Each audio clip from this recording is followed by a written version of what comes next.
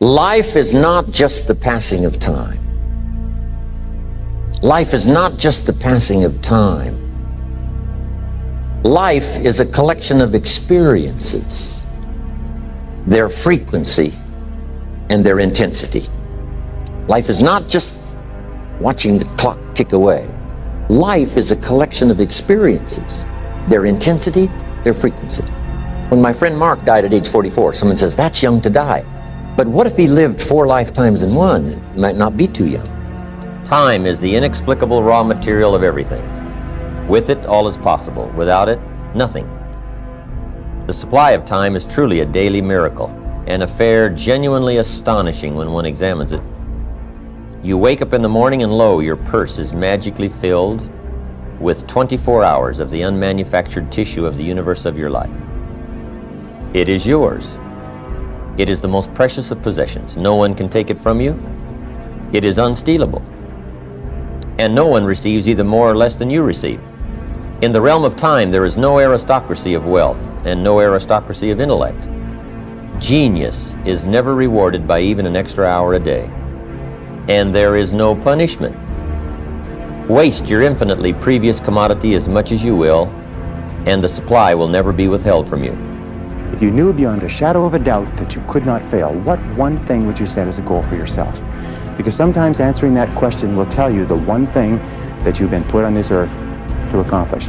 The top 1% of successful people in every area have very clear, specific, written goals. In fact, the ability to set goals and to create plans for their accomplishment is the master skill of success. If all you learned in life, all you learned in school was the ability to be a continuous goal setter and a continuous planner, day and night, planning, organizing, planning, writing, thinking about what you're trying to accomplish, you'll accomplish more in a year or 2 years than most people accomplish in 10 years or an entire lifetime.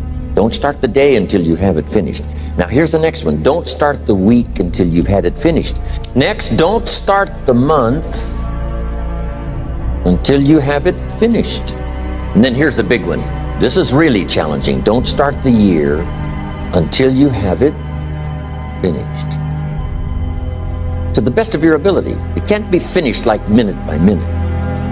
But in terms of the sweep of what you want to accomplish, make sure that that's set and ready to go by the time January 1st rolls around. It's interesting, there are many people who have goals, vague or clear. There are many people who do make plans, but the biggest single problem in human life is setting priorities, determining what is relevant and what is irrelevant. And in setting priorities, an Italian economist named Vilfredo Pareto in 1895 came up with a principle which is called the Pareto principle. We call it the 80-20 rule. It says that 80% of the value of what you do will be contained in 20% of the things that you do.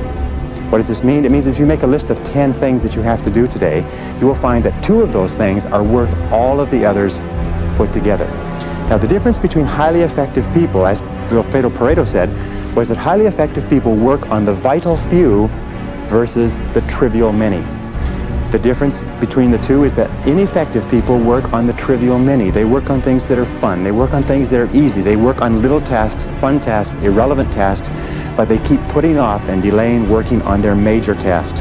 So the key to success is always be asking this question: what is the most valuable use of my time right now?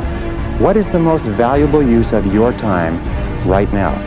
Concentration, concentration. Learning how to concentrate is absolutely essential to success. As a matter of fact, it is impossible for you to accomplish anything worthwhile in life without the ability to concentrate single-mindedly on one thing at a time and stay with it until it's complete. In fact, time and motion studies have shown that if you start a task and you put it down and you come back to it and pick it up and start it and put it down and come back to it and pick it up, that it will take you as much as 500% of the necessary time to do a task than if you picked it up and carried it through. Pick the most important thing and begin working on it and stay with it until it's finished. Getting things done is not about getting things done. It's really about being appropriately engaged with what's going on. Appropriate engagement is the real key here. Many times, not getting something done is how to appropriately engage with it. Why does a crisis get us there? Because it forces us to do those behaviors that get us there. The original quote, I think, is from Archilochus. I believe a Greek philosopher, and said, you don't rise to the level of your expectations, you fall to the level of your training. And in Atomic Habits, I tweaked that, or adjusted that, to say, you don't rise to the level of your goals, you fall to the level of your systems. And so it's actually your habits that kind of create that baseline.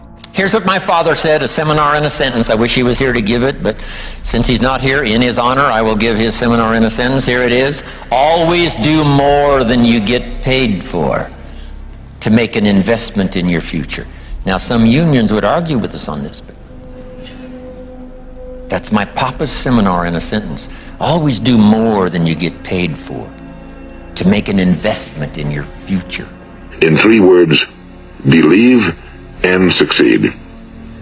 William Shakespeare put it this way, our doubts are traitors and make us lose the good we oft might win by fearing to attempt. George Bernard Shaw said, people are always blaming their circumstances for what they are. I don't believe in circumstances. The people who get on in this world are the people who get up and look for the circumstances they want, and if they can't find them, make them.